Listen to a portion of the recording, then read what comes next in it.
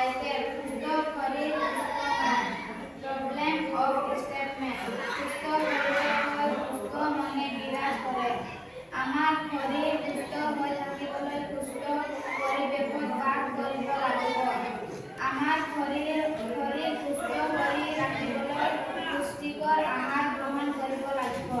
চাফ চিকুণকৈ থাকিব লাগিব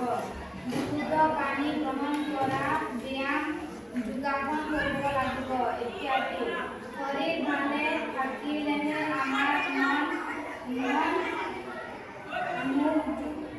মগজুৱে সঠিকভাৱে ক্ৰিয়া কৰিব পাৰিব কজেছ অফ দ্য প্ৰব্লেম সুস্থ শৰীৰ আৰু সুস্থ মন নথকাৰ ফলত বিভিন্ন ধৰণৰ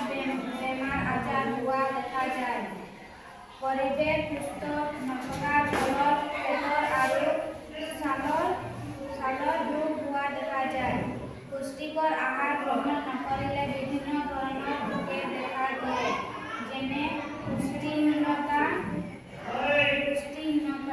চাফ চিকুণ হৈ নথকাৰ ফলত ছালৰ ৰোগে দেখা দিয়ে বিশুদ্ধ পানী গ্ৰহণ নকৰাৰ ফলত আমাৰ শৰীৰত পেটৰ বেমাৰ হোৱা দেখা যায় যেনে কলেৰা টাইফয়েড ডিচেণ্ট্ৰি দূষিত পৰিৱেশৰ ফলত আমি উশাহ নিশাহ লোৱাত অসুবিধা পাওঁ ইফেক্ট অফ দ্য প্ৰব্লেম পুষ্টিকৰ আহাৰ গ্ৰহণ নকৰাৰ ফলত ছাত্ৰ ছাত্ৰীসকলৰ লগতে ওচৰ চুবুৰীৰো বিভিন্ন ধৰণৰ